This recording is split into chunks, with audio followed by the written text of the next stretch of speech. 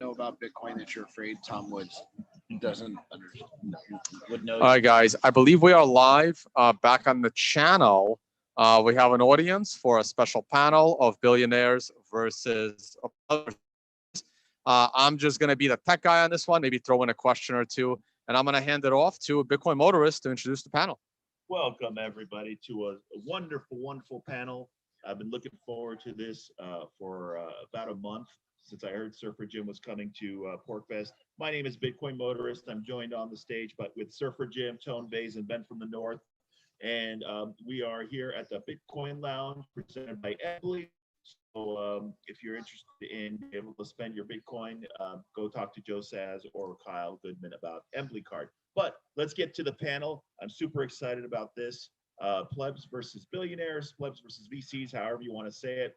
And I think this is a very, very important topic because it goes to social consensus in Bitcoin, the so-called cyber hornets or the toxic maximalists, whatever you want to call us.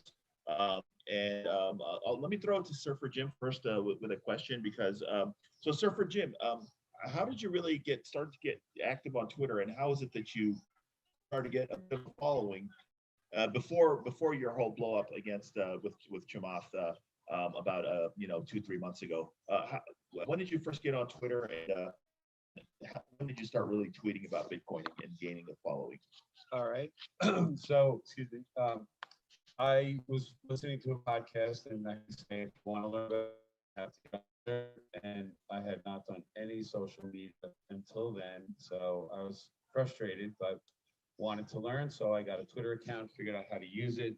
That was November of 2017, and started to realize how interesting it was and how you drop in on other people's conversations. Why is this not working? Chime in, and sometimes they'll answer you. And so I started with people. And my rabbit hole story is such that as growing up, I had to take everything apart to see how it worked inside.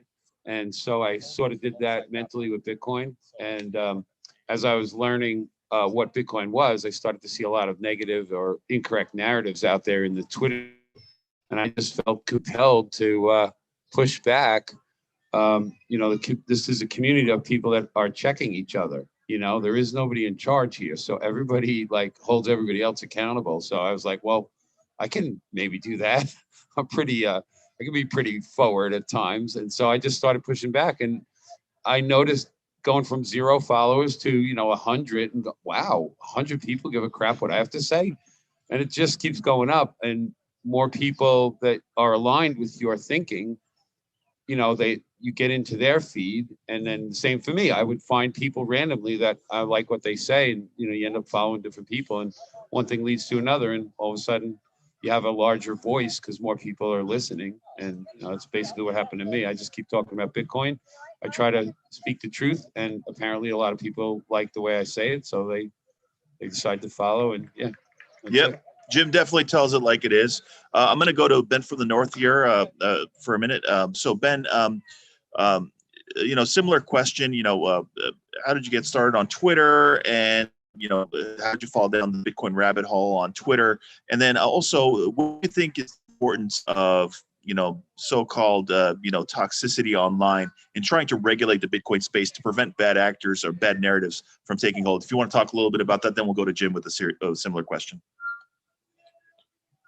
Hi, everyone. I'm Closer. Ben from the North. And Yeah, there you go. okay, so I've had a Twitter account for a long time, but I didn't post much on Bitcoin topics. I personally, I'd signed up for Twitter using my real full name, and some things in Bitcoin, it's nice to not tie to your full name. If you someday want to get a job, someday you might want to get a job, and a prospective employer could have found what you said, and it's best to not have that. So I've enjoyed Bitcoin, I've enjoyed Bitcoin Twitter a lot more since I've removed my full name from my profile. So I have a little bit more freedom and freedom of speech. I'm not worried about future repercussions. Still being polite and nice and everything. I'm not trying to be a jerk on Twitter, but some things you know, 10 years from now, maybe people's opinions about things change. So I want to kind of remain a little bit anonymous on Bitcoin. And I think the way that we are maximalist, some people think that's a problem. And I think that's one of Bitcoin's greatest strengths, is how we as a collective, as the plebs we call ourselves, or the cyber hornets, we all come together in this free market of ideas on Twitter and exchange different ideas, and the best ideas win. And when people make mistakes, when they start shitcoining, when they make bad takes, the plebs call it out. And we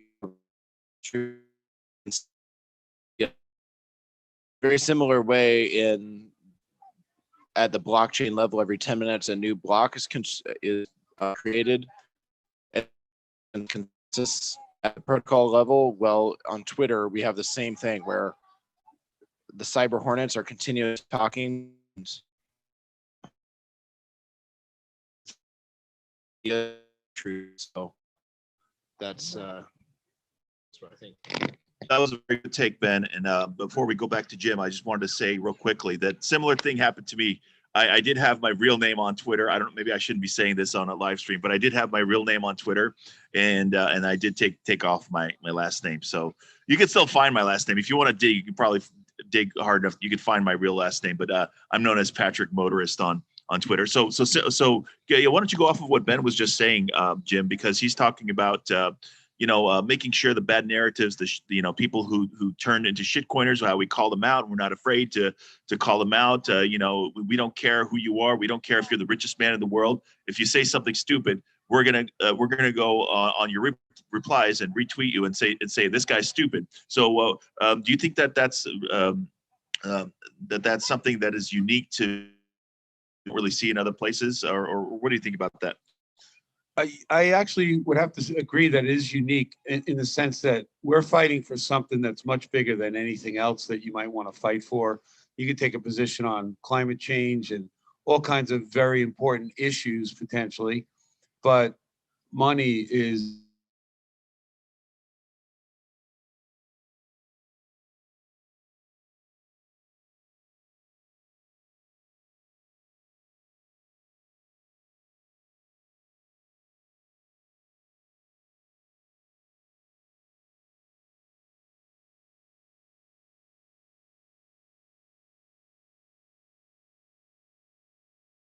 want to fight for that, then I can't relate. I mean, like, this is like a life mission for me, basically, at this point. I want to fight for this thing to not die, to make sure everybody understands it and make sure everybody eventually adopts it for their own good. Ultimately, if you study it close enough, you come to realize this is in my benefit for me to own this stuff and hold on to it. My benefit, the benefit of my heirs potentially, and if you really want to be a little bit altruistic, for the benefit of all of society. So when we're out there calling people out on this, I think, at least at the deepest level, doing this because this is super critical. And it's not fair, and it's a bunch of bullshit when people are either uneducated or knowingly disingenuous, putting out stuff that is misleading those who have not done their homework yet, maybe are not even compelled to do their homework. And then they hear somebody they admire, a rich dude on the internet or on the TV, who doesn't know what he's talking about, but says some crap. And then somebody's out there buying Dogecoin, putting their whole life savings into it. I mean, it's just insane. And it's evil in a sense, because this is not just some investment. This is a protocol for money that could change all of humanity. You can't be playing games with this, in my opinion. So I just call out every piece of bullshit I see. I can't stand it. That's a very yeah. Go ahead, Tony. You wanted to No, go real off of quick, and you pointed it out, and I've pointed out myself as well. Which one bothers you more? The person that is speaking like an expert that is genuinely ignorant, or a person that should be an expert in blockchains and he's lying? Which one's worse? That's amazing. That's an awesome question. Do you want to tackle that distinction, Jim? You can give it a Okay. shot first. So I think that's a great question, because I mean, there's a difference between, say, a really, really smart guy who's smart in another field, who's not really a Bitcoin or a crypto guy, but they're they're a brilliant guy in some other field, and someone asked them about Bitcoin, and of course they don't have 20 or 30 hours a week to do a deep dive on Bitcoin over several weeks to try to bone up on it. They're busy doing their own business. I think, Tone, you mentioned this in the last panel you were on just now, where you said, if someone's like the CEO of Google, you ask them what their opinion of Bitcoin is, they're too busy running Google. They don't really have time to do a deep dive, so they may not be informed enough. So they may have a bad take. I'm willing to give that guy the benefit of the doubt more than somebody who's been in Bitcoin since 2011 and should know better and is deliberately putting out really stupid false narratives out there. So I'm 100%. I might be a little bit more forgiving of somebody like Elon Musk, who's been busy running a bunch of companies, than somebody like Eric Voorhees, who puts out like bad takes about Ethereum. So I'm more forgiving of somebody like I'm going to call him the Dogecoin guy from now on. He's no longer the Tesla guy. Elon Musk is now the Dogecoin guy. So I'm more forgiving of the Dogecoin guy than I am of somebody who should know better, like Roger Ver or Elon Musk. Jim, did you want to give an answer on that? And then we'll go to Ben. Well, yeah, except to say that someone like Elon Musk, who has a large influence on a lot of people simply because he is perceived to be successful and smart, I believe he needs to be very careful about the narrative that he puts out there in the public, making sure that it's at least fair, at least accurate, and isn't leading somebody into some decision that could hurt them. And if you look at the price of Doge right now, a lot of people bought Doge a month or so ago when Elon was tweeting about it, and they're wrecked. And all you had to do is study what it is. There's not even a developer team. They issue 14 million Dogecoins every day. Like, how is that ever going to be worth anything? And people believe for some wacky reason, the cute little doggy coin is going to be something someday. And for Elon Musk to not be very clear, this is a joke, he is ruining people's lives. I just learned a word recently called dissociation, whereby you do not realize the effect that you're having outwardly, even if something you say might be technically correct. And so Elon could say something technically correct about Dogecoin, but if he doesn't also say, don't invest, this is a freaking scam, then he is ruining people. And he's smart enough, should be, but he's certainly wealthy enough to pay anybody to teach him. Only take a day or so. I could do it. And he would never have another bad take on Bitcoin. He would be fully orange pilled, but he, for whatever reason, doesn't want to. I don't get it. I think he probably would, because to him it is a joke, and we don't know like if he knows or understands it. And I've spent about 40 days in Dubai this year, and I haven't spent any time in China, but I have friends that do a lot of business in China. And there are something cultural differences that they learn. Like one of the guys is like, yeah, I spent so much time in China, I learned to negotiate very differently based on their culture. And he said, one of the things that negotiating in China taught me is to always have leverage. If you have no leverage, then don't even bother going into negotiation. That's not the case here in the West when it comes to negotiating for everything. You don't necessarily need leverage. And the one thing I learned in the cultural differences from the Middle East is that their societies are more, they're not democracies. They're more like rulers. But in their culture, it is actually taught that those rulers be aware of how much influence they wield. And what Elon Musk is doing, because to him is a joke, that doesn't happen over there, because there is a different kind of mentality, because they're important and influential people are completely aware of how much influence they wield. And that's why they are very careful about what they say in public and joking around with people's life savings. So that's one of the things Elon clearly has not learned, spending too much time in the West. Go ahead, Ben. You want to take this? I just thought it would be an interesting comparison of how this cleansing process happens with Bitcoin versus, say, like the progressive and left culture in the United States, where everything gets canceled. And when the left discovers that they found somebody that did something, visited a private island or used words or used words or something 10 years ago online that is not currently socially acceptable, that person gets canceled and their character is attacked, and they really have no way to recover from this. And that's compared to what we're talking about here, where it's a very active, in the moment, autonomous reaction to people's bad takes that happen. Like, we all make mistakes as humans, errors in reason and judgment and actions and so on. And when that happens, it becomes obvious to the community that that has happened, and we have a mechanism for calling out those errors. So look at this as a feature, not a bug.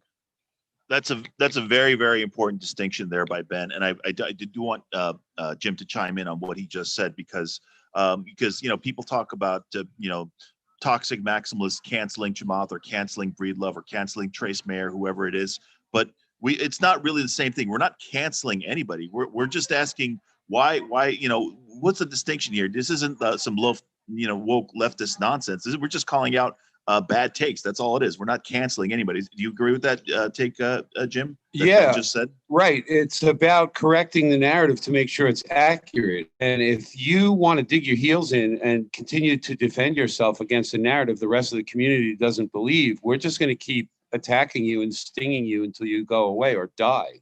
So it's not like we want to cancel anybody specifically. We actually want everybody to adopt this. But if you're going to continue to put out a bunch of bullshit and screw people over and lead them down pathways that's going to not help them, we're not going to tolerate it. But if you are going to logically debate with reason and facts, we're all day. We'll do that all day. We don't have a problem with reasonable debate and discussion. If in fact somebody's willing to do that, but more often than not, that's not the case. They want to just throw out, whatever opinions. A lot of people have feelings that are not based in fact, and they want to believe that because they feel a certain way, things should be a certain way. And I don't live in that realm. And when it comes to something like Bitcoin, that's just not the way to look at it, in my opinion. Go ahead, Tom. I want to say it is really, really hard mentally and in all forms to debate bullshit, because there is infinite amount of bullshit, and that's a challenge. And as far as the toxicity of maximalists, look, there's two ways to deal with it, right? Let's pick a random scammer that started something. Richard Hart sounds like a good one, right? So Richard Hart creates the hex scam, and there's two ways to go about it. You can you're a bad guy. You're a bad guy, Rich. Let's go grab a beer and we can laugh about what a bad guy you are and how many people are going to lose their life savings. That's one way to deal with it. Be all hunky-dory and rainbows and get along, laugh out what a bad thing he's doing. And then there's the opposite side of the spectrum where you're an effing scammer. I don't ever want to talk to you again. I don't acknowledge you again. I'm just going to say everything I have to say about you right now, and I'm going to leave it there for the internet to see permanently. And then there's a spectrum somewhere in between.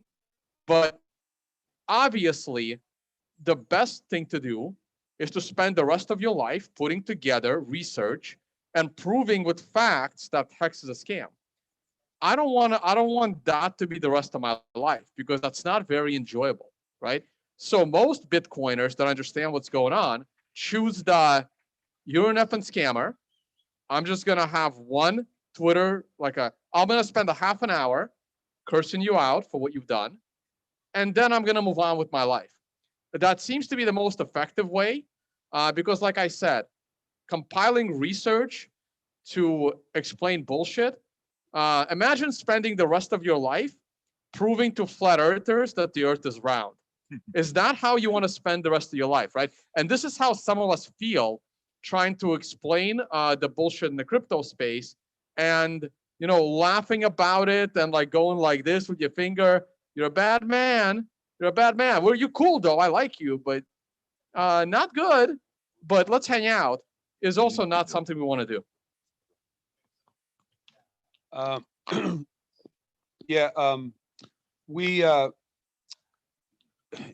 do. You can't separate, like Tone's trying to say, you can't be the guy's friend when he's doing all this other stuff. So we find ourselves in a position where we have to be very strict about this, and so it comes down to, it looks like we're just immovable. We won't budge. We won't change our opinion, but it's because there's a very limited amount of facts in this space. And once you understand that limited amount of facts, you can't change your opinion because those facts never change. And there's a lot of, we've watched, all of us collectively have watched a few cycles in the Bitcoin market, bull and bear cycles. And we see just the same crap being recycled. The energy FUD around Bitcoin boiling the oceans, all kinds of stupidness. And sadly, many of the people who were there to see this stuff years ago continue to either repeat it or ignore it versus calling it out as they should know to do. And those are the people that we can't stand. The ones that really know the truth and just are taking advantage of so many people who don't know the truth. A lot of people, I'm going to call out a guy named Mike Novogratz right now. He runs a large investment firm. I don't even know specifically, but what I do know is I've heard him say this. You need to have a balanced portfolio of crypto. And that is just disgusting. That man should know the difference. He should understand that he's putting people into gambling. They're literally just gambling. There's nothing fundamentally valuable in any of these things, these digital protocols. The only value out there is in the Bitcoin protocol because it is truly decentralized, and the world has the network effects. Choosing Bitcoin as the best digital money that is out there. All the rest are simply copycats with some silly narrative that they're different or better.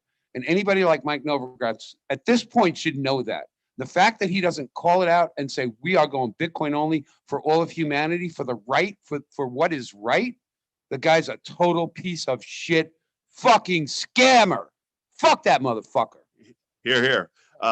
So we're on a live stream. There are some kids watching. Sorry, kids. This is Sorry. a family show. This is a family show.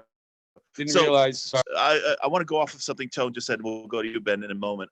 So Tone said that if you're spending your entire life researching every single coin that comes out and trying to find the actual logical reason that this coin is a scam, it's like every single Nigerian email you get, instead of just immediately deleting it, you're trying to research. Well, maybe this one Nigerian scam, maybe this one is correct. It's maybe 1 out of 1,000, but there could possibly be somebody in Nigeria who needs my help to get their funds out. So maybe this one isn't a scam. So it's kind of a waste of time. Yeah. So a lot of times what we end up doing, Tone, is Peter Schiff has already heard every single Bitcoin argument. There's no point in using a rational argument against Peter Schiff's. So when Peter Schiff tweets something stupid about Bitcoin, at this point, there's no rational argument that I can say that he hasn't heard before. So ridicule is the correct option. Sometimes you just need to make fun of him and move on. And before we, sorry, you want to say something, Ben?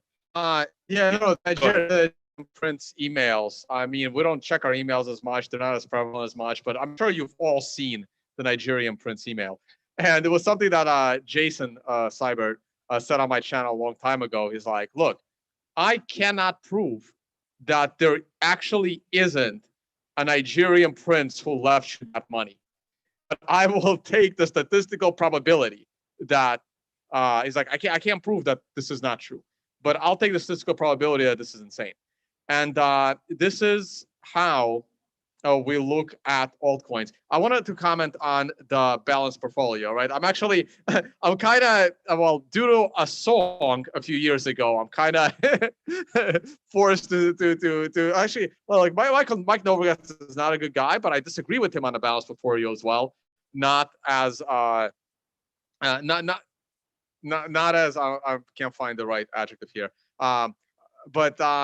Look, I disagree with Mike Novogratz on a lot of things, mostly political, more so than in the crypto world. The adjective is fiercely. Yeah, no, not as fiercely as Jim here. But here's my view on a balanced portfolio. A balanced portfolio doesn't need to be balanced cross assets, right? So, and I think I've said it here before, I'm going to try to say it quick. If you are trying to maintain a balanced portfolio, sure, I personally like, say, 50, 60% stocks. And the best way to diversify is actually in the S&P 500, because each company could be different. Now, if I was to have a balanced portfolio of precious metals, it makes no sense. I'd rather have 5 or 10% only in gold. I don't care to diversify my gold holding with platinum and silver. That doesn't make sense to me. I'm just going to hold gold because that's the best, or I know that's the best one out of all of them, but I don't know if Google is better than Tesla. So I want the market. Same thing with the bonds portfolio. And then you can add Bitcoin to it. But I don't see why you would add Bitcoin and altcoin. To me, altcoins is just a casino. So when I do a balanced portfolio, I don't do 60% stocks, 10% gold, 10% Bitcoin, 5% bonds, and 5% gambling in a casino. That's not really shouldn't be in your balanced portfolio. That's what altcoins are. So Jim mentioned a little bit earlier that we're talking about money here. So a lot of times people, I remember somebody, I think his name was Danny, a friend of ours from PorkFest. I remember not Danny Session, but different Danny. But I remember there was a guy, Danny, Tone, you were giving a talk here at PorkFest. And this guy, Danny, stood up and he said, Tone, why are you so upset? Why are you so mad about this? Just chill out, man. Just everything's fine. All these shit coins are fine. Don't be so strict.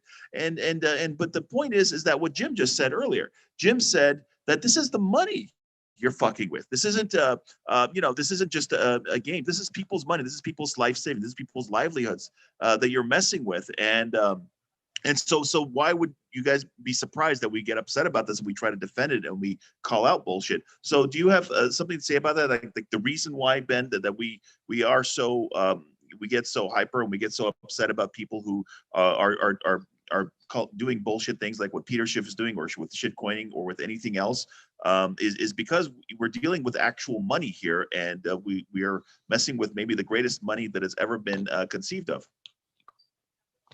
Yes, that's absolutely right. You see sometimes, crazy people will be talking about whatever, crazy signs, protesting, whatever. And I just keep driving my car right on by. It doesn't really impact me if somebody is saying, some crazy sign on the side of the road, trying to get people to believe in their cause or whatever. It doesn't affect me, and I just keep on going. This does matter though, because this is people's entire lives. And I came into Bitcoin personally because I was interested in libertarian Austrian economics, and I was looking for that truth and trying to figure that out. So now that I found it, and when I know there are other people like me that are also looking for that, and when I see there's people that intentionally or unintentionally are spreading lies and falsehoods about Bitcoin and about the true nature of reality, then I feel compelled to correct the record on that. And I think it's also really beautiful in how this works in Bitcoin, because it doesn't matter how much Bitcoin you have if you have none at all, or if you're a billionaire. The rules are the same. You don't get to change the rules in Bitcoin because you have more. Some people think that that's a problem. They think you should have this thing called proof of stake, where if you have more Bitcoin, you'd be able to control the rules more. And we know that that's not good. We see how that works in the dollar. It's bad. So the way that we are all this cyber hornets, we are all part of this consensus process, and it doesn't depend on how much Bitcoin you have. This is one of the most beautiful things about Bitcoin. Excellent point. I want to ask that's a very good point, because that kind of goes into what happened in 2017 when we had the UASF. And we could go into that maybe a little bit later, but I do want to ask Jim something specific, because Jim was involved with a blow up with two so-called billionaires, although who really knows if they really are billionaires.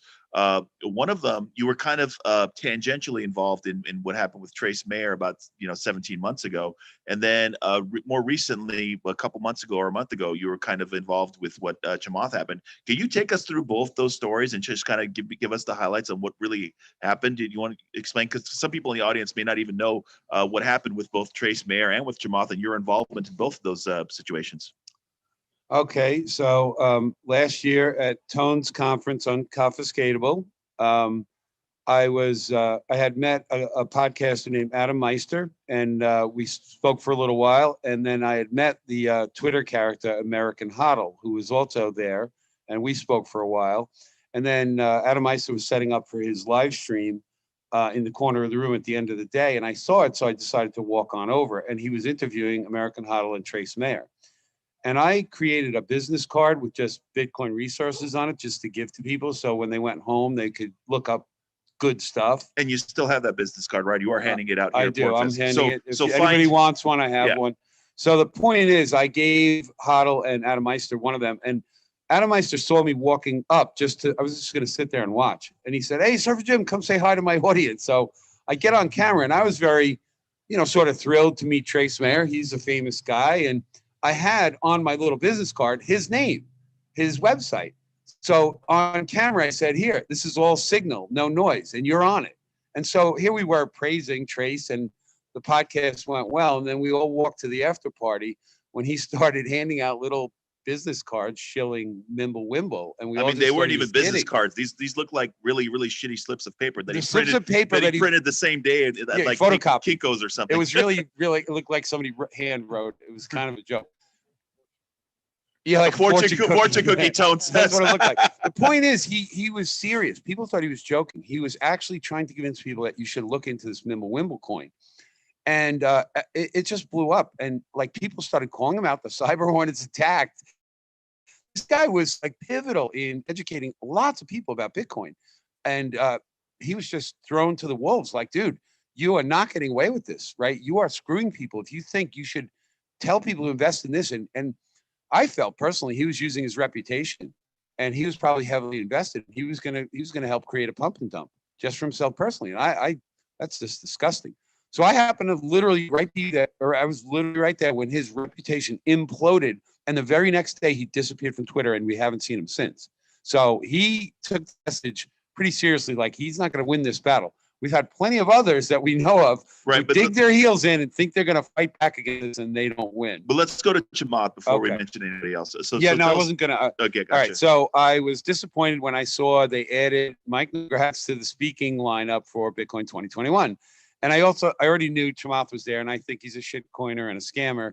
So I simply tagged both of them in a tweet mentioning that, oh, what is this going to be? Bitcoin 2021? And Chamath lashed out at me, not knowing who I am, saying that, him and Novogratz are OGs, and I'm living in my mommy's basement or something like Jim insane. Is living in his mommy's basement. Like, he doesn't even know how old I am. He doesn't know anything about me. And like, I was just like, yeah, dude, I was out of mom's basement like decades before you were born. And then I called him a dipshit coiner.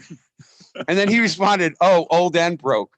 But basically, it was 4 tweets. That was it. I didn't think anything of it. But the cyber hornets attacked. They literally got behind Surfer Jim and tore him a new asshole, literally. And he, this is like pretty telling, right? You got a billionaire guy. He can do pretty much what he wants with his life. He chooses what podcast to go on, what speaking engagements to take. And he was scheduled to speak at Bitcoin 2021 live. Everybody knew that, only to talk about Bitcoin. Well, on Twitter, everybody wanted him to be fired and for me to take his place as keynote speaker, which I had no interest in. But the rhetoric was out there. People were just like, this guy's, we get rid of him, get rid of him. I went on some podcasts to basically explain my position here, whatever. I spoke with David Bailey, the guy in charge of the conference. I understand his position. He was very adamant about it. If you're going to speak, you have to be in person. Chamath had this thing scheduled for months, but all of a sudden, a week or so before the conference, he just couldn't get to Miami. He wanted to do it, virtual, so he wouldn't get booed off the stage probably, but he basically quit. I think the pressure of the cyber hornets caused him to quit. It was not me. I was the guy at the top of the hill, made a snowball and started rolling it down, and everybody else piled on. And it was an avalanche by the time Chamath was supposed to speak. So this was like the topic. Patrick brought this up, Plebs versus Billionaires. It's kind of part of the root of why we decided we should talk about this, because the community doesn't give a crap how much money you have, how much influence you have, or whatever. If you're going to mess around, we're going to call you out on it. And that's basically, the gist of it. You guys have been listening to us talk about it. But yeah, it blew up, and my profile blew up because of it. But I got a lot of support. There's a lot of people out there that see it the same way. You guys are sitting here because you probably all see it the same way. So yeah, that's pretty much in a nutshell how it's gone down for the last few months. And say what you want, Surfer Jim, about Mike Novogratz, but Mike Novogratz was smart enough not to fuck with you. Okay, so he was I smart enough. guess. Yeah, so he was like, "Yeah, I'm not going to mess with this dude, Surfer Jim." Chamath was not that smart. So by all means, say which one of my Novogratz. At least Novogratz is smarter than Chamath. Yeah. So we can give him credit for that. Yeah, well, why don't we talk a little bit about maybe Tone? You could give your take on this as well because you were a big part of this as well. I don't know. I wouldn't call Tone a pleb. Tone is more of an OG, but he was certainly involved in the 2017 war. Well, actually, let's go to you first, Ben. So were you around in 2017 about where they were trying to raise the block size, and then they were trying to, do a New York agreement with a bunch of big corporations, Coinbase, 83% of the hashing power were signing this New York agreement to try to change Bitcoin or try to fix Bitcoin.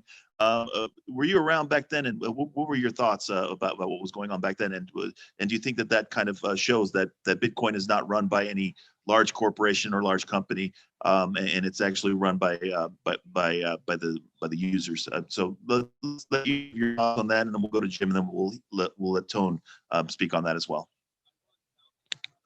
Sure. I was around in 2017 for the block size debate. And I really struggled to make heads or tails of what was going on. I thought there was censorship happening, and I'm all in it for the free speech, and I didn't understand. I had a lot of trouble figuring out what was happening. There were a lot fewer podcasts back then, and the materials were not as accessible today. So did my own research, and I came down on the side of small blocks. But then there was a big question of whether we would succeed or not.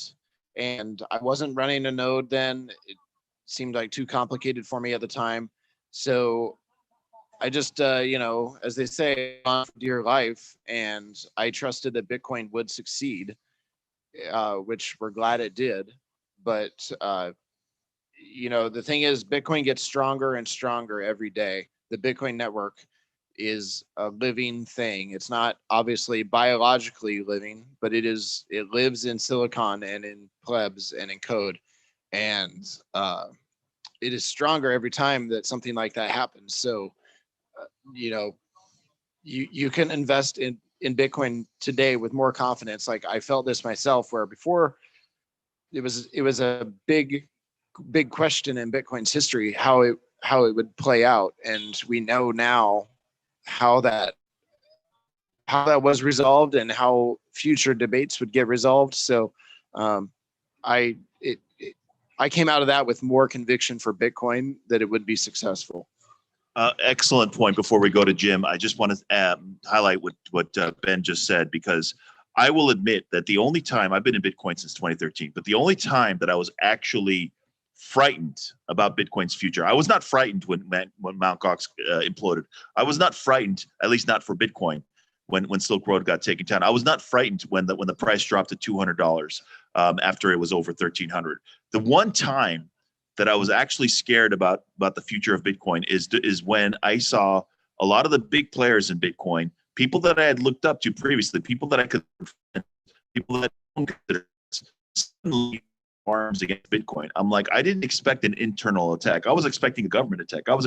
But I'm like, if there's an internal attack where the big players in Bitcoin try to take over, I don't see how it could be stopped. So early on, during the block size debates, up to until maybe March or February, so not February, but March or April of 2017, I was actually frightened that we could lose this. But I feel like the narrative started to shift later on in the year. So I felt like we were going to win once we got the narrative back on our side. But yeah, go ahead, Jim. Why don't you tell us some war stories from the Bitcoin block size wars of 2017? What I'd like to do is clarify for anybody who's not really sure what we're talking about here. There was a debate on the future of Bitcoin. People claiming that there wasn't enough transactions, millions of users, it would never scale. And a bunch of very wealthy people, businesses, they got together and they signed what they call the New York Agreement. They wanted these larger blocks and they were going to push for it. They were going to make sure Bitcoin changed in the way they wanted it to change. And then some really smart people started to figure out that if we allow very large blocks, then the average user may never be able to run their own node. And then the the entire system could become significantly less decentralized. And so the users of the system and the developers, the guys who really, really deeply understand this, they started to push back until one person in particular suggested something called the user activated soft fork, which was literally an agreement by the broader Bitcoin society that if in fact this other thing got pushed through, well, everybody running a node was simply going to not accept a single block from a miner who puts that block out there under these new rules. They're going to say, we don't accept your block. We're kicking you off the network. And these rich, powerful people thinking they're powerful, these people came to realize that this would and could have a significant financial impact on their operations if in fact the entire community did what it said it was going to do. And a giant worldwide movement was developed around the user activated soft fork, UASF. And it became very clear that it could win. The users could enforce their rules on the network versus the miners and the big companies. And ultimately they capitulated. And this was what Patrick's saying is like, holy crap, this is truly decentralized where the bulk of the people get to say what happens, not a small group. And this was really, really critical. And I think it's the reason why Bitcoin is being adopted now by banks and hedge funds and these big players. They've learned this lesson through their, learning their history and have come to realize, wow, this is a little bigger than all of us. And maybe I can trust it. Maybe it's not breakable by a small group. And so we watched it play out. We're now 3 years past it. And the Bitcoin blockchain, like a heartbeat, every 10 minutes just kept pumping out blocks. And the users on the network kept verifying transactions. And it's like Ben said, it's like a living thing. This thing just doesn't stop. And no small group can stop it. And at this point, no government can stop it. Probably no one can really stop it individually. The whole network, the whole user network would have to agree to stop it, which is not going to happen. Right. Tone, I know you want to chime in on this. Go ahead. Okay. I just want to say real quickly that nowadays, we get the term toxic maximalist thrown around a lot. But I think back in 2017 and 2016, I think there was very few people who were these toxic maximalists, and Tone was one of those guys. And Tone was front and center, taking all the bullets, putting forth the narrative that there are some bad actors in Bitcoin who are trying to take over the network. And Tone was taking all the bullets from these shitcoiners, people like Tone Vays, people like Eric Lombroso, people like Luke Dasher. They were all taking these bullets from these really, really bad actors in Bitcoin. And Tone was front and center, holding an axe and a machete in the woods of Pennsylvania, standing there, with his Bitcoin bandana on his face, saying, "I'm going to stop this shit. I'm going to be front and center." That picture made it to Forbes magazine. Yeah. So, and I think it was a huge travesty. I don't necessarily want you to comment on this, Tone, but I'm just going to say it. I think it was a huge travesty that we just had a huge Bitcoin conference 3 weeks ago, and Tone Vays was not invited to speak on the stage, but instead they invited someone who was on the other side of the fight, who was on the side that was trying to take over Bitcoin. And I think that was a huge travesty that they didn't invite Tone, but they did invite the bad actor who was trying to attack the Bitcoin network. So, but tell us some stories from 2017. Tell us what you know about that battle. It's interesting, like Patrick, yourself, and many other people I know, a Bitcoin mechanic that's on my show now, he had a beautiful hour-long just summary of what happened back then. And even he said he was scared that Bitcoin was going to die. And I really wasn't. So during those times, I went down the rabbit hole of looking to understand which side is better. And it's a challenge. Like on the one hand, Bitcoin is trustless. On the other hand, you have to know which people in the Bitcoin ecosystem to trust. It's a little bit of, catch-22 on this one. And maybe it was my experience of 10 years on Wall Street, figuring out who are good developers and who are not so good. And it's something you learn. Everyone has employees, and you kind of know which employees are better than others at their job. And the challenge was like really understanding it. And I was front and center having podcasts trying to educate about what's going on. And because I dove so deep into it and was providing, I don't like calling it a narrative. It was the proper scientific consensus, unlike something we're not getting these days in COVID. And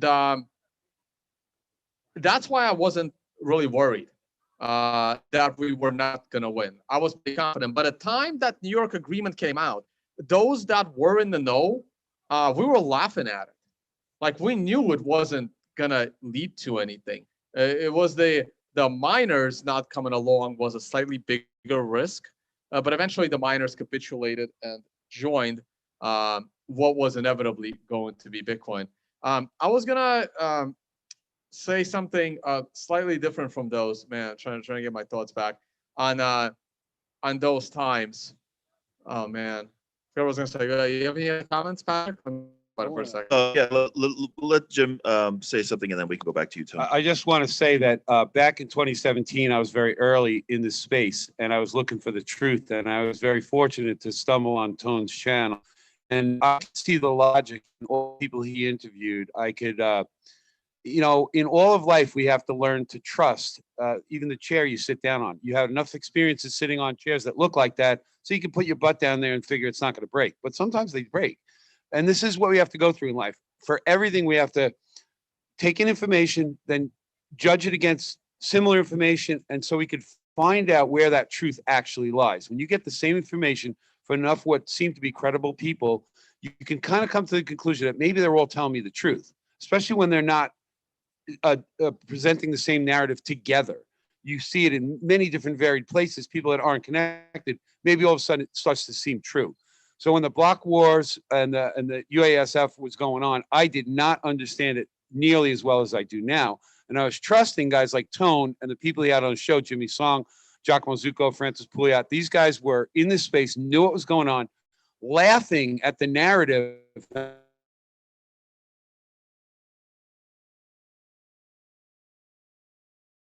fact, these guys were narrating the truth in, you know, not as a computer engineer, coder guy that really understands it deep, but the broader understanding a guy like me could understand.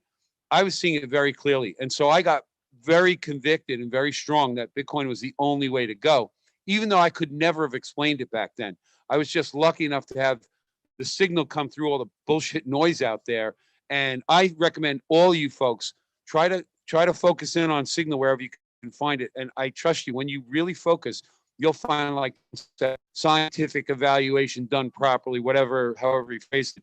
If you really focus, you'll find that the only signal is coming from Bitcoin. All the noise is coming from everywhere else. Tone, one quick question for Jim before we go back to you. Jim, do you still have Trace Mayer linked on your on that little business card that you hand out? Or did you take him off? The older version has it, but I have a newer version where I pretty sure I took it off. That's interesting. Okay, yeah, go ahead, Tone. You were going to say something. No, I remember what I was going to say, and it's just I'm just keeping an eye on a live chat. But it involves switching topics, so it's up to you if you want to talk about. No, go ahead. Go ahead.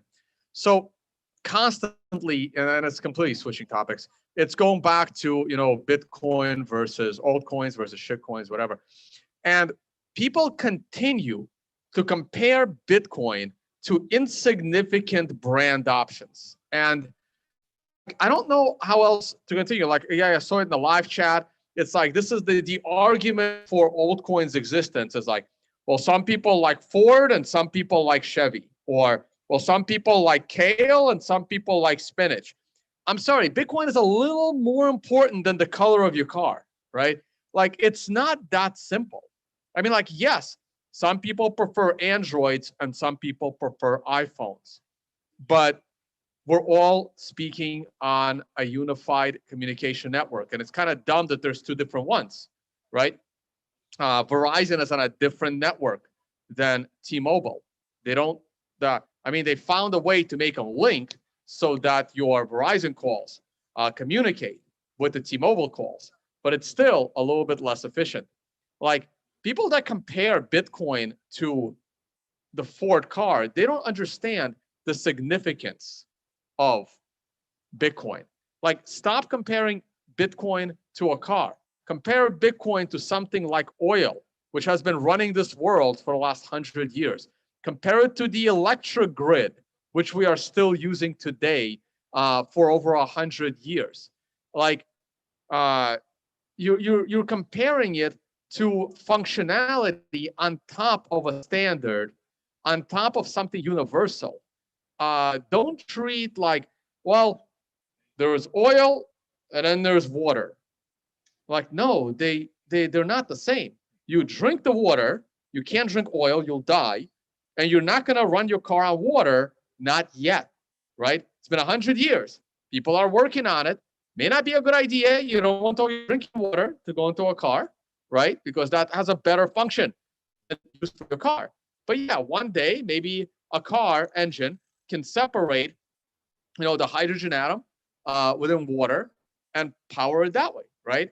The hydrogen from the oxygen atom, and then all of a sudden, liquid is powering your car.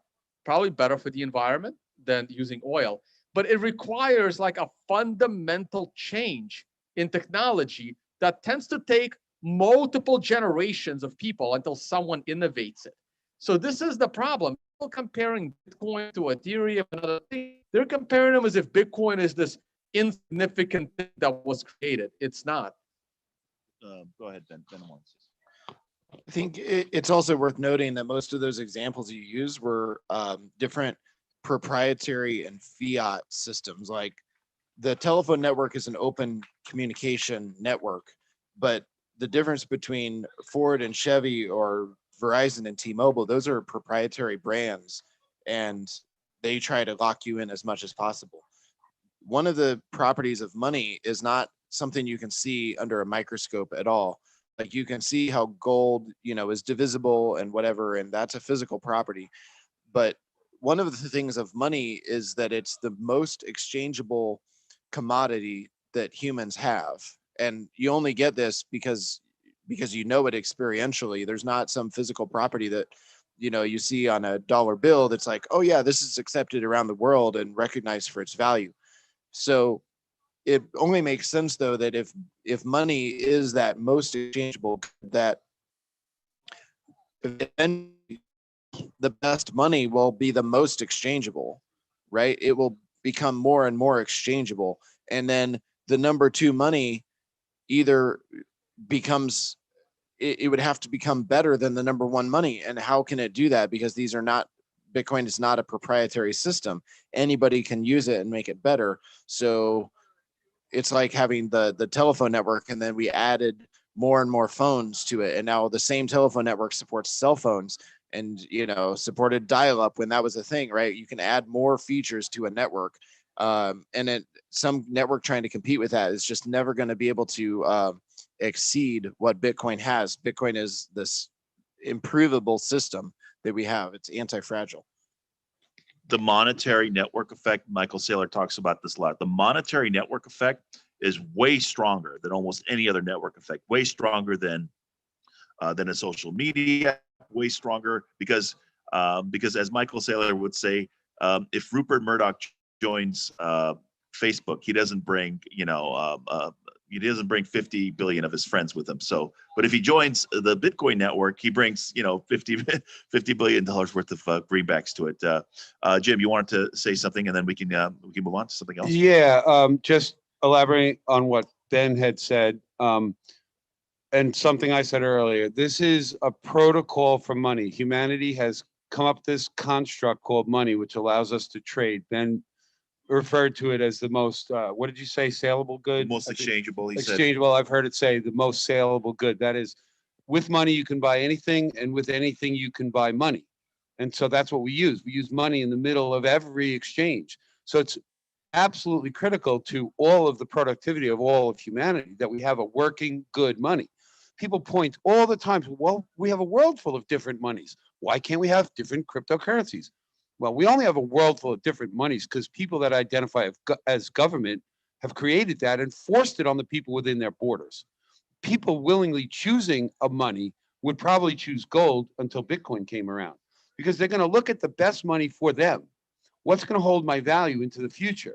What's going to be something that I can take with me that's portable or divisible? All the functions that we as humans have come to realize money needs to have in order for it to be that most saleable good.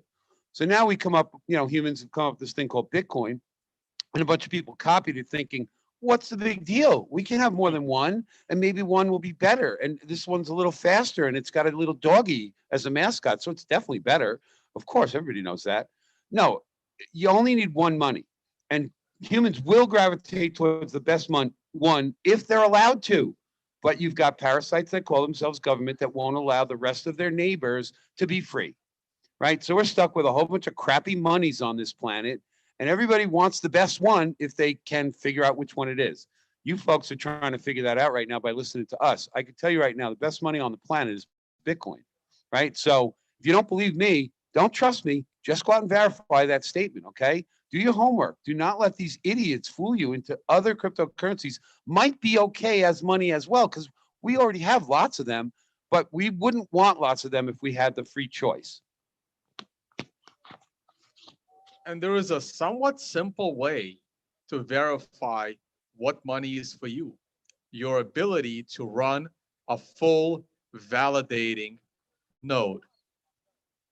Yeah, I don't talk to too many shitcoiners who say I'm investing in 10 different cryptocurrencies. Oh, are you running 10 different nodes? None of them are. They're because they're followers. They're not independent thinkers. They just follow what the big celebrity or the billionaire on Twitter is saying to buy. I would like to just elaborate too on that. What most people are seeing in this space is an investment. And if you think of Bitcoin as an investment, you're thinking in fiat terms. You're deciding that I'm going to put my dollars, my thing of value, into this thing so it grows and has more dollars. And whether it's a shitcoin or Bitcoin, shouldn't say almost, but most people looking at this, especially most people newly looking at this, are thinking that way. Most people that really believe in Bitcoin as the future money of the world are just simply trying to accumulate as much Bitcoin, as much pieces of this scarce network as they could get, knowing that the more real estate on this blockchain you control, the more potential wealth you control, and potentially the better life you might have for you and your heirs, right? So you can't be messing with the money and believing there's going to be all kinds of different ones that are all going to work equally well. It's just never going to happen. And Bitcoin's got like the head start on all of them with the network effects and the immaculate conception, whereby nobody gave it any value. It had to grow into its value. You get these shitcoins come out and they instantly have a value because somebody pumps it. And, you know, they're just trading. It's just a gambling casino of people trying to get more dollars. They're not thinking in getting more Bitcoin, generally speaking.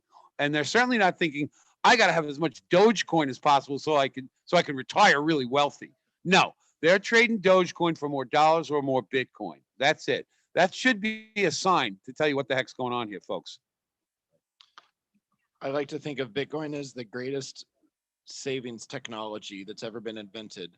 You have so many technologies come out that should make your life better, and they end up making your life worse, right? The phone in your pocket can play you any kind of video you might want to find, you could possibly think of or lie. You can even go on the internet, and every time you want to watch a YouTube, you have to monetize your time by viewing this ad. It's just so you can watch this video. The computer should have made your life easier, and instead you're watching an advertisement. It shouldn't be this way. And I think you should expect more of your money. Your money should become more valuable over time, because that's what money is. It's the thing everybody wants, more money. And instead what we have is a situation where your money becomes less valuable over time. And what everybody's trying to chase in this like fiat lifestyle we have, like, I hope not a lot of you have this, but we chase trying to earn more money, trying to fill my bucket up faster because it's leaking so much. I just need to chase more and more money, wealth accumulation. And then if you have a nice car, that shows that you've done well at this. And so a car or a big house is the status of success, and you can lose it at any time, because if you lose your ability to keep bringing that fiat currency into your life, then you lose your assets that you've worked so hard to lease. And Bitcoin gives you a different way of thinking about the world, where you have true wealth, and it's not requiring you or anybody else to continue to work in order to secure the value of your money. So expect more of your money and buy Bitcoin. Correct. So I do want to start to wind it down here. Let me just ask before we close it up. Is there anybody in the audience that has any pressing questions about anything we talked about right here? Yes, gentlemen with the porcupine medallion, sir. So that's a very good question. Maybe Tone, you could take this one. Where is Bitcoin Twitter going to move to after they ban us off of Twitter? Probably it would get scattered, just like what happened after Napster. And it's there is no one single platform. A lot of people are gonna be on Mastodon. Other people will try to be on Gab. I think Gab has a long way to go. Parler's having a bit of a struggle. There might be some new stuff coming out. I would love to be richer so I can replicate Twitter. So it's a challenge. I mean, I have my ideas, but I don't know if I have the drive to, build it, nor the capital to. And we don't know. And this is the problem. There was this big change, this big shift from Friendster and MySpace. Everyone forgets about Friendster. Friendster and MySpace into Facebook. And now everybody hates Facebook, but everyone uses it. It's like everyone hates Elon Musk and Tesla, but they're all driving it, right? I still kind of want it. And so it's a hard question to answer because there isn't a single good alternative. And this is the other thing. It's like every one of these shitcoins wants to take down Bitcoin thinking that they will have a 1 in 1,000 chance to actually win. Now they think it's like 1 in 5 chance, but in reality, it's 1 of 1,000 chance. And they just don't realize it's like everyone wants to take, let's say you're on Survivor, right? We have, we have some people in the audience here, right? Like just look around, right? And you're like, just look around the audience, including us here on stage. And let's say all of us were on the show Survivor. At some point, you're going to want to vote out the best survivor because that gives you the best chance to win, right? So taking down Twitter may not necessarily be a good thing. Maybe it's better to just somehow force Twitter to stop censoring political speech. Like that could be the better solution. It's also a challenge. Like it may be easier for people to start a Twitter competitor along with 100 other Twitter competitors and taking it down. But another way to do it is, look, you admit Twitter isn't going anywhere and find a way to try to make it better. And I know we're not going in the right direction there. I mean, it's going the other way. So there are other solutions. And I think that if Twitter gets taken down, or if everyone leaves too, this is why no one's leaving Twitter, because it will get scattered. Maybe that's a good thing. And this is the same with the altcoins. Like if Bitcoin goes away, it's over. I don't believe there will be a consensus, just like there wasn't a consensus for where to download your music after Napster until BitTorrent came along and solved the problem. I think the bigger question, Tone, where if Bitcoiners leave Twitter, who's going to use Twitter? I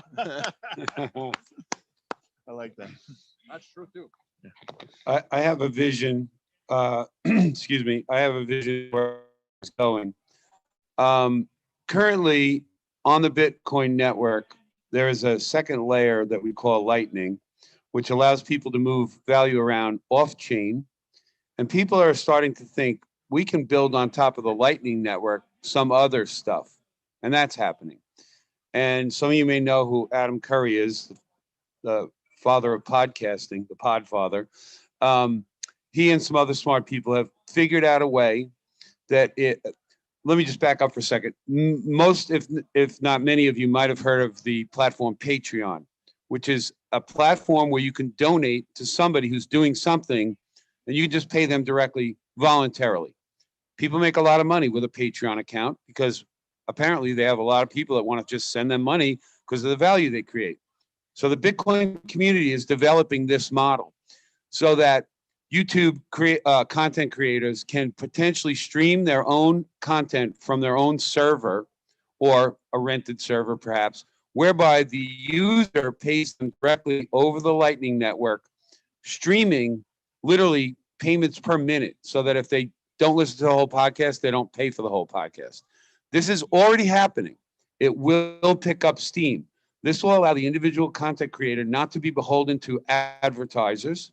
It will take content off of platforms like Twitter and YouTube and Instagram and put that content back into the hands of the users. I believe personal servers will be a thing in the future. Just like having a modem or a router in your home, you will have your own server and your content will sit there, not in the cloud. And it will be linked to every other personal server out there, just like the Bitcoin network is linked. And you will talk through all these different servers to get your content. It will come into your feed looking like it's coming from one, but it won't. It will be coming from all the people putting the content out there. And value will get transferred directly from producer to user, cutting out the middleman like Twitter and YouTube. And they will have to reevaluate their business model. This type of stuff, maybe not exactly how I describe it, but this type of stuff is going to happen because people can't stand it. We can't stand being controlled by one small group that gets to set the narrative.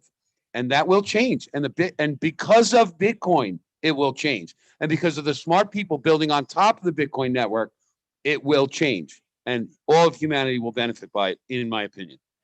All right, great answers by all three of you. I think we'll take, if there's any more, we'll take one more question, then we got to wrap it up. We got to get going. So if there are any more questions, we'll take one more question. If not, we will close it down here. Yes, Mr. Vinny the Freedom Man, go ahead.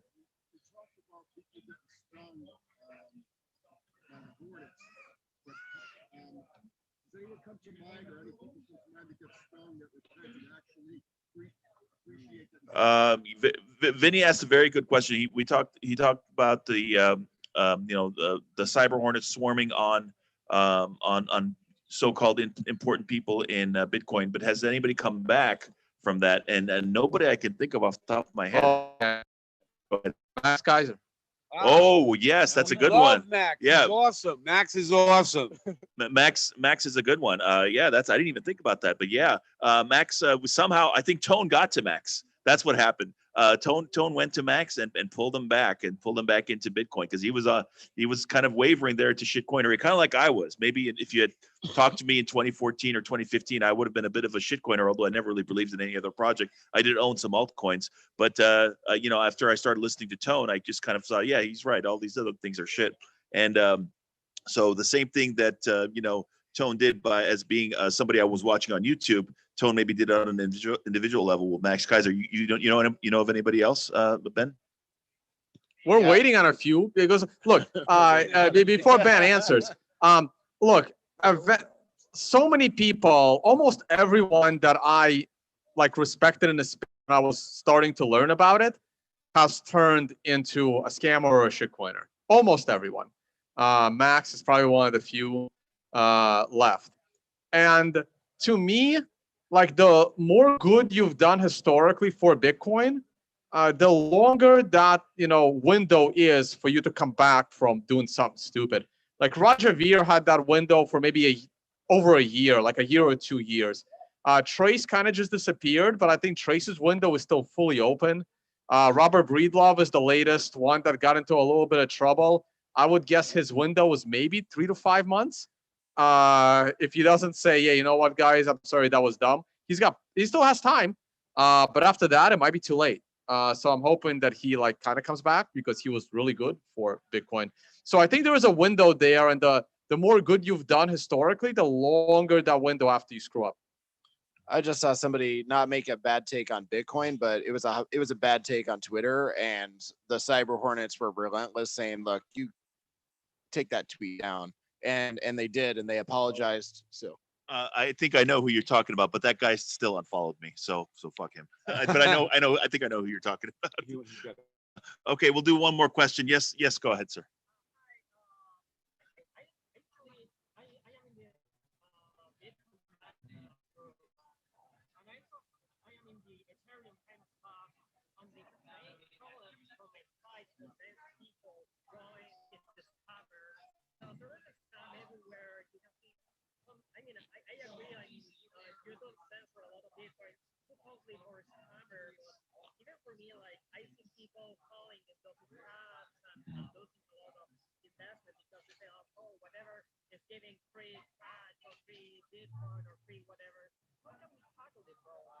Yeah, that's a interesting question. I don't know if we have enough time to go into how we can regulate scammers. I mean, we already did discuss it. I mean, the easiest way to avoid Bitcoin Cash scammers and to avoid Ethereum scammers is to just not have any Ethereum or Bitcoin Cash. That's probably the easiest way to do it. But I don't know if we have anything else to add on. I can add to that.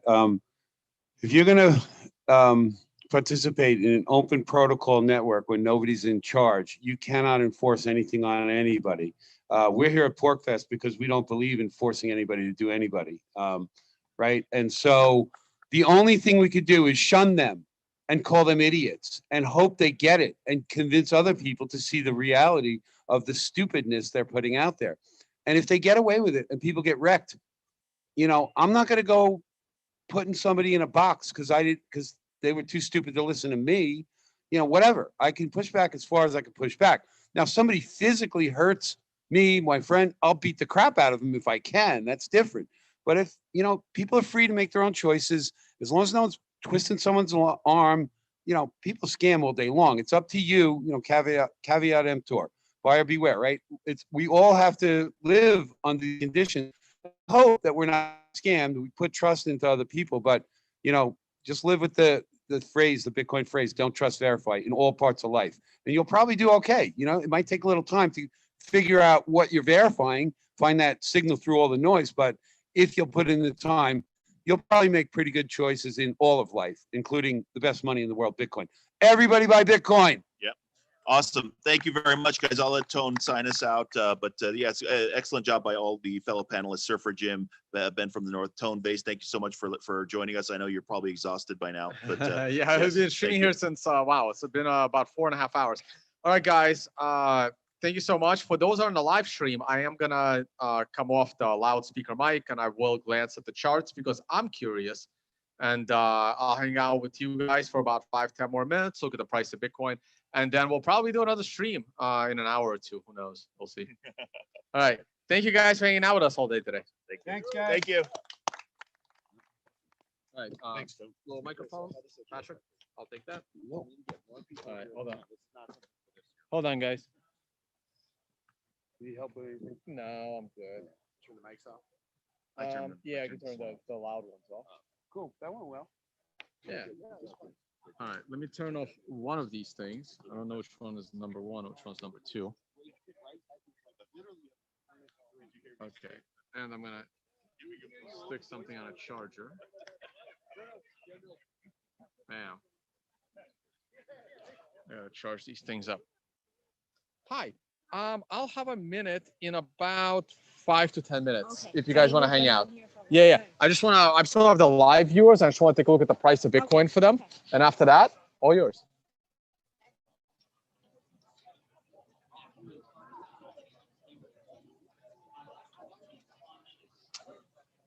All right, guys, let's go glance at the price of Bitcoin. This is my Mastodon account. Speaking of potential Twitter competitors. Okay, I believe my charts are being updated. At least they were earlier. The time is ticking. Let's see if the price of Bitcoin is moving. 32,160.96. So if I don't see that move at all, then my charts are not updating. It's not really moving, so my chart may or may not be updating. I'm not sure. It's been a little bit of a struggle here with the internet. I don't see a timer on this 1 hour chart, so it's probably not moving. And this is the 1 a.m. price. Okay, so I am a little bit delayed on my price of Bitcoin, so we'll work with what we have. We are coming down a bit. We never printed an MRI buy. We would need to fall a little bit lower than our current price. We would have needed to fall slightly lower than this line, and I don't believe we did. We must have came up just a few cents shy of no, right. Just a few cents shy. So we may still print that MRI buy, but I'm not going to be looking to buy on this MRI buy unless the price falls all the way down below $28,000. If the price falls below $28,000, I will see today as the buy the dip for the summer. It may go a little bit lower, but your downside risk is very, very small at that point. We're going to hang out the rest of the day and see. I'm going to take a shot at trying to update this and see. Yeah, see, this is a bit of an issue. Let me see if I can save this chart and then try to update it. See, it's not even saving. It's still spinning. So unfortunately, I can't really update. So I can check the price on my phone. and see what price we're at right now. And we are at 3,200 with the daily low being 31,500. So we can look at the closing price being 31,628. So it's possible we did print an MRI buy at some point since 1 p.m. However, like I said, I do not like this structure. I do not like that we are about to close at a brand new low for a daily closing price. Our daily closing low for the last 3 or 5 months, God knows how long, since January, has been 31,600. So if we close in the vicinity of that, is Tone Vays bullish or is Tone Vays bearish? Of course, Tone Vays is going to be bearish. I will always be bearish at a new swing low, unless it's a giant capitulation candle, which this is not. Can the giant capitulation candle come tomorrow? Of course it can. All I did was slide these things down. Of course it could. Now that we have more information, I can slide this to fit exactly the current candles. And that means it's possible we have our capitulation tomorrow or the next day. These are possible scenarios. But I believe the low for the price of Bitcoin is coming this summer. And summer started 2 days ago. And it's going to last for only 3 more months. And I think we're going to bottom in the first half of the summer, meaning we could have already bottomed, but I'm still leaning more bearish here in the short-term future than bullish. The weekly chart continues to be, this looks bearish to me, guys. I know we have supported the moving average, but if next week we start trading lower than this moving average, we're going to get a red star candle. Either next week or the week after, we're not going to be below 2 moving averages. Everything points to a move to the prior swing high of $20,000. So I remain bearish for now. Today is still a weekday. We can glance at traditional markets, and I am, of course, bullish on the S&P 500 and oil, and a little bit neutral on gold. Let's give it another week or two to see. This is all related to the Fed interest rate statements, and I still think gold has a high probability of a new all-time high this year, just like Bitcoin does. All right, let me glance at your live stream one more time.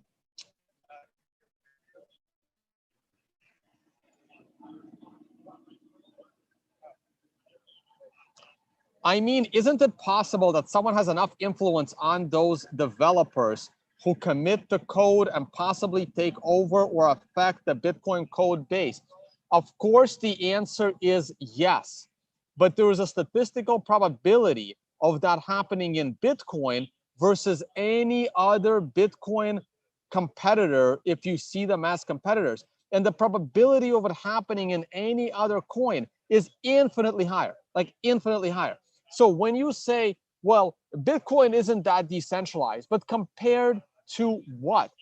Compared to what? Okay, like if you have the fastest flying spaceship and someone says, well, your spaceship is shit, it ain't fast enough, I ain't getting to Pluto with your spaceship. Okay, is there a better alternative?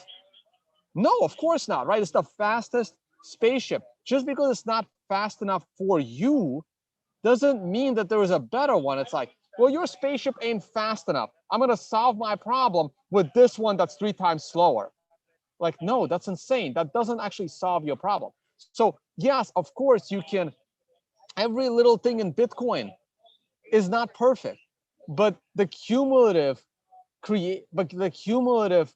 significance of Bitcoin is significantly better and safer and more secure than any other alternative. It's like, well, there are 100 developers in Bitcoin, and the probability of one of them being some government agent is too high for me to use it. So I'm going to go and use Monero that only has 3 developers, and there is a high probability of all 3 of them being government agents. That somehow is better. Like again, your arguments make no sense when there's no better alternative.